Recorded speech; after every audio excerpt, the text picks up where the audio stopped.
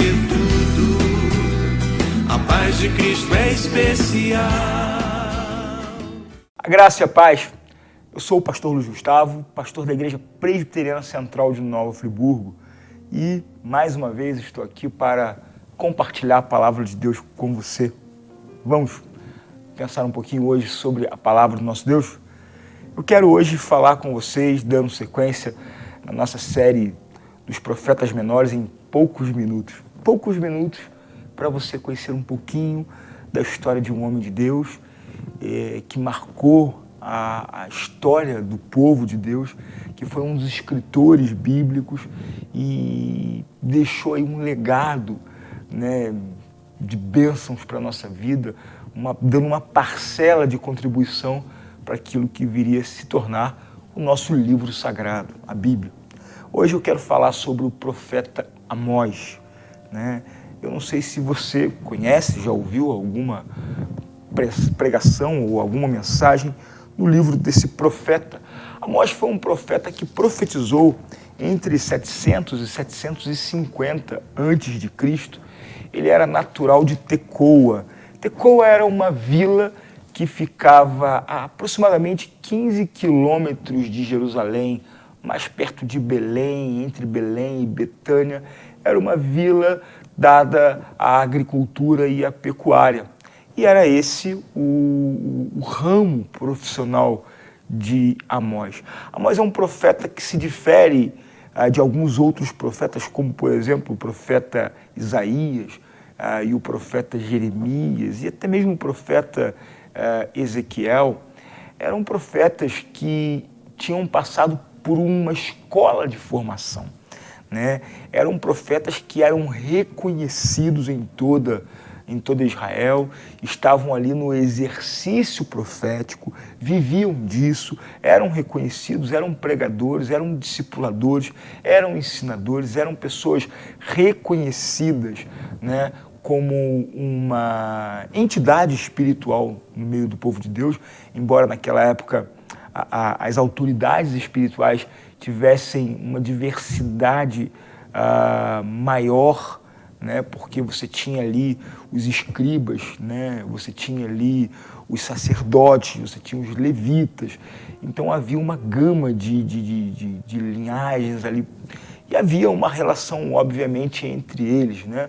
Uma coisa que eu sempre ensino para os meus filhos e para as crianças lá na igreja, e até algumas pessoas que estão chegando na igreja, sobre a diferença entre o profeta e o sacerdote, né? O sacerdote, eu costumo dizer que ele é isso aqui, ó. Ele é alguém que leva do povo para Deus, né? Ou seja, ele é aquele que queima o incenso e faz o incenso subir do homem para o seu Deus. E o profeta é aquele que traz de Deus para o homem, né? Então eles representam aí esse dualismo, esse diálogo entre Deus falando com o homem através do profeta e o homem pedindo perdão, misericórdia, elevando a sua gratidão e o seu louvor a Deus através do sacerdote. Então são duas figuras importantes que você deve ter aí bem claro na sua mente qual o papel deles na adoração, né? Em Cristo Jesus, nós não temos essa figura hoje do sacerdote. Em Cristo, né, o sacerdócio humano ele é extinto, né? Um dos pilares da reforma protestante foi o sacerdócio universal do crente. O que isso significa? Que o apóstolo João diz que não há nenhum intercessor legal entre o homem e Deus, senão Cristo Jesus. Jesus ele exerce sim, um sacerdócio eterno, perfeito, entre o homem e Deus, né? Ele é o nosso sacerdote, ele é aquele que nos liga ao Senhor, ele é a ponte que transpõe o grande abismo do pecado. Jesus é o nosso Senhor, né? Mas então, no Antigo Testamento você ainda tinha, na Antiga Aliança, a figura do sacerdote.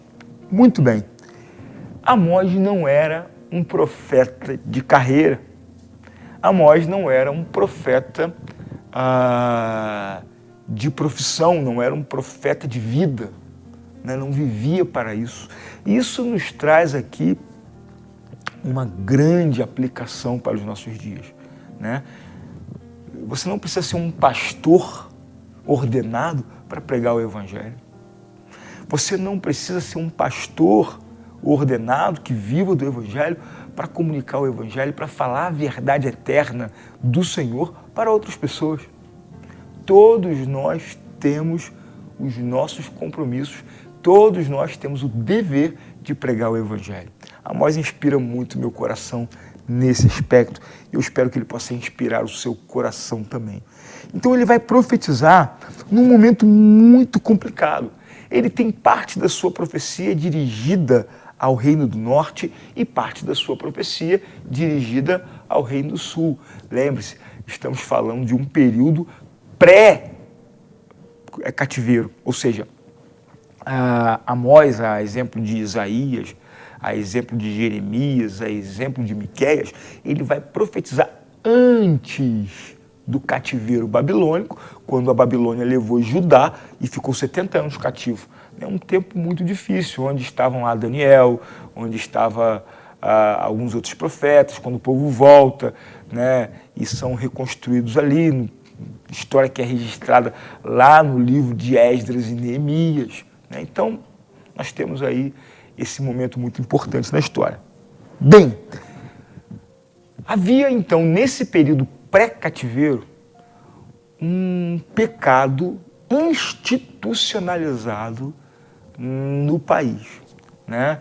Há aqui também na profecia de Amós um julgamento contra os gentios que estão fora de Israel, mas nós vamos ver um direcionamento e um pecado institucionalizado. Quando eu falo pecado institucionalizado, eu gostaria que você entendesse o que eu estou dizendo aqui.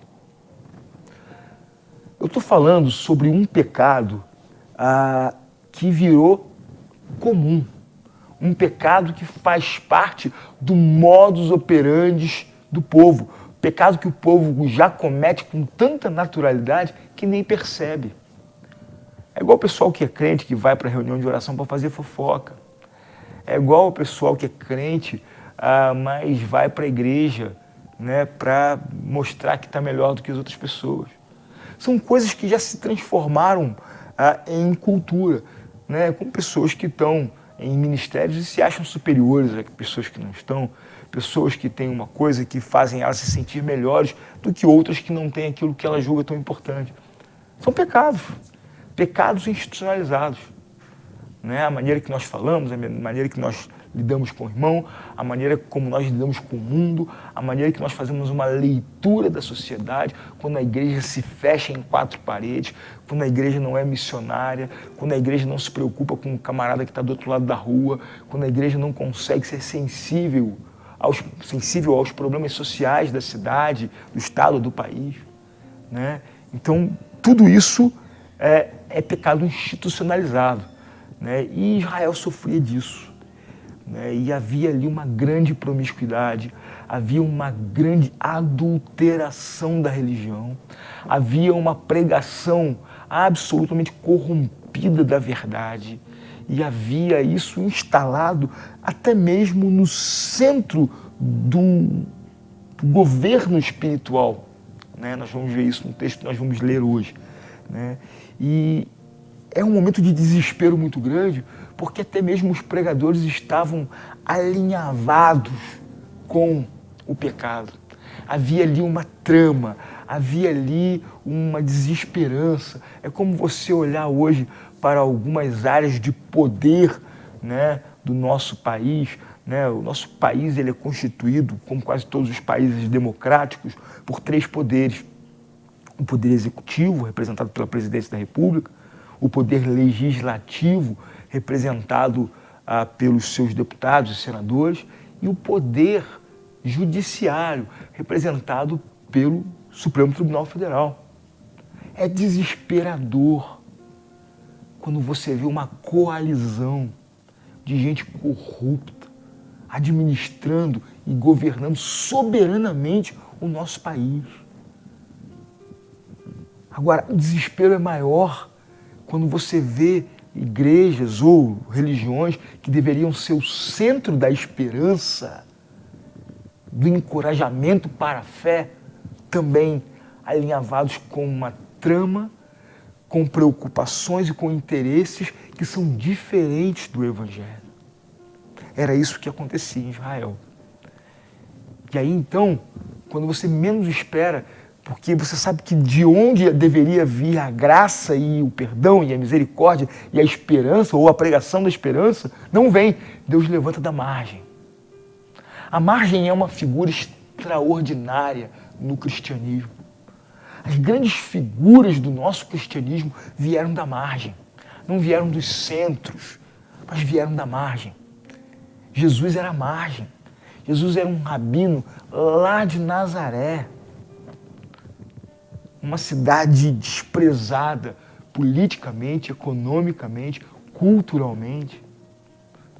E ele vai chamar para serem seus apóstolos, seus discípulos, pescadores, margem, cobradores de impostos, margem da sociedade.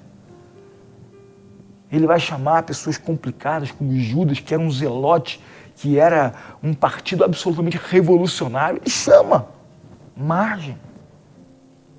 Quando você pensa nos grandes nomes do cristianismo ao longo da história, quando você pensa em Francisco de Assis, quem era Francisco de Assis? Margem. Quando você pensa em Agostinho de Hipona, quem era ele? Margem. Quando você pensa em Martinho Lutero, morando e vivendo o seu sacerdócio lá em Wittenberg, no interior da Alemanha, margem. João Calvino. Quando você pensa em John Wesley, quem foi John Wesley? Margem. As grandes forças transformadoras nem sempre vêm dos meios corrompidos, mas vêm das margens para envolver, influenciar e abençoar e fazer com que a vontade de Deus seja soberana. Amós, ele era um boiadeiro. Ele estava à margem de uma realidade ou de uma centralidade religiosa. Precisamos aprender a olhar mais para a margem. Então, um texto que eu quero compartilhar com você aqui é um texto breve, Amós, capítulo 7, a partir do verso 10. Amós 7, verso 10. Diz assim a palavra de Deus. Então Amazias, o sacerdote de Betel, mandou dizer a Jeroboão, rei de Israel: Amós tem conspirado contra ti no meio da casa de Israel. A terra não pode sofrer todas as suas palavras. Porque assim diz Amós: Jeroboão morrerá à espada, e Israel certamente será levado para fora de sua terra, em cativeiro. Então Amazias disse a Amós: vai-te, ó vidente, foge para a terra de Judá, ali come o teu pão e ali profetiza, mas em Betel, daqui por diante, já não profetizarás, porque é o santuário do rei e o templo do reino. Respondeu Amós e disse a Amazias: eu não sou profeta, nem discípulo de profeta, mas sou boieiro e colhedor de sicômoros. Mas o Senhor me tirou de após o gado, e o Senhor me disse: vai e profetiza ao meu povo de Israel. Ora, pois ouve a palavra do Senhor. Tu dizes: não profetizarás contra Israel, nem falará contra a casa de Isaque? Portanto, assim diz o Senhor: tua mulher se prostituirá na cidade, e teus filhos e tuas filhas cairão à espada, e a tua terra será repartida a cordel, e tu morrerás na terra imunda, e Israel certamente será levado cativo para fora da sua terra. Amém? Que Deus abençoe essa palavra e que ela traga prudência e despertamento ao teu coração e à tua vida. Bom, perceba aqui como começa essa história. Então Amazias, o sacerdote de Betel, mandou dizer a Jeroboão, que era o rei de Israel: Amós tem conspirado contra ti, no meio da casa de Israel. E a terra não pode sofrer todas as suas palavras. Olha o que está acontecendo. Amós está pregando em nome do Senhor, mas olha quem ele está incomodando. O sacerdote. Olha quem ele está incomodando. O próprio rei. Você vai ver que o governo humano, o governo estatal e o governo religioso tramando uma rede. E dizem, o que ele fala, abra-se parênteses, as verdades de Deus, elas conspiram contra ti, ó rei. Tem conspirado contra a casa de Israel. Entenda que o que Amós está pregando está colocando em xeque o pecado de Israel. Está colocando em xeque a natureza, o pecado, o estilo de vida, os desejos, as preferências. A pregação de Amós, ela confronta. E é interessante que ele diz aqui uma coisa que me deixa assustado, né? A terra não pode sofrer todas as suas palavras. Ou seja, esse cenário aqui é exatamente o cenário que nós vivemos hoje. O cristianismo hoje, ele incomoda profundamente. Prega a verdade, irmão. Prega a verdade. Essas esferas aí, humanitárias, que ferem deliberadamente a palavra de Deus, se incomodam e se levantam. Querem tirar Deus de todos os lugares. Querem tirar Deus das igrejas. Querem tirar Deus do seu coração. Eles se incomodam com a palavra de Deus. Eles se ofendem. Eles se sentem minimizados na sua cultura, se sentem ofendidos, se sentem rejeitados, se sentem absolutamente diminuídos pela pregação do Evangelho, que é contrário não a eles, mas ao seu comportamento.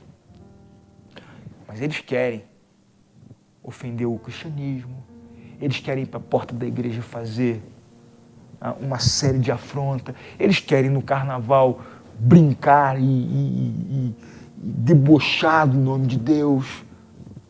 Eles querem falar o que eles quiserem, mas querem ser aceitos. E o pior é quando a igreja cala e consente com esse comportamento contrário. E aí a igreja deixa de ser confrontadora para pregar massagens ao ego humano. Pregações que somente massageiam o ego humano, mas são absolutamente negligentes com as verdades do Senhor. Que evangelho é esse? E aí então, Amazias vai se dirigir a Amós e vai dizer: porque assim diz Amós, Jeroboão morrerá, a espada, Israel certamente será levado para fora da terra, em cativeiro. E Amós, então Amazias vai dizer para ele: meu filho, olha só, vai para Judá, vai lá para Jerusalém, come o teu pão lá, ou seja, vive, né, o teu sustento lá, prega a tua mensagenzinha lá, mas aqui não. Aqui você não vai entrar com essa conversa, não. Ele está dizendo que aqui você não vai pregar, né, porque aqui em Israel, em Betel, é santuário do rei. É templo do reino. Ele pega duas palavras, santuário e templo, que na verdade são a mesma coisa. Santuário do rei. Quem que manda no templo? Quem que manda na religião lá? Não era Deus, era o rei, que era mau. Quem manda no templo, quem manda na igreja é o reino. O que significa o reino? É a forma de se viver, é a forma de se governar. É o rei e o seu reino. É a figura e a sua influência. É isso que Satanás tem feito no mundo. Feito o povo se voltar a ele e ao seu estilo de vida. Mas o que Amós diz aqui é algo extraordinário. Eu quero deixar essa mensagem para você. Eu não sou profeta. Ou seja, eu não vivo de profecia.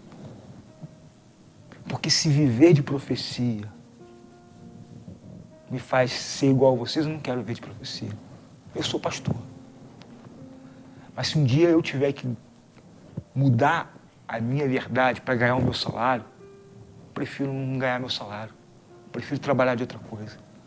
Se eu tiver que mudar as convicções, as verdades que eu creio do Evangelho para continuar estando numa posição religiosa, eu não quero mais ser. É esse tipo de pregador que nós precisamos nos nossos dias. Eu vou pregar em outra coisa e tudo que eu falei vai acontecer. Abra o teu olho. E tudo que Amós disse para Amazias e para Jeroboão aconteceu. Israel quebrou, o reino do norte acabou. Perderam a sua adoração. Não foram levados para o cativeiro, mas se tornaram cativos dentro da sua própria casa.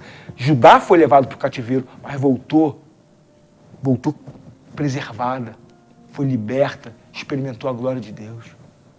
Precisamos de crentes que não tenham medo de se levantar em tempos difíceis, porque tempos difíceis são tempos de chamado de Deus.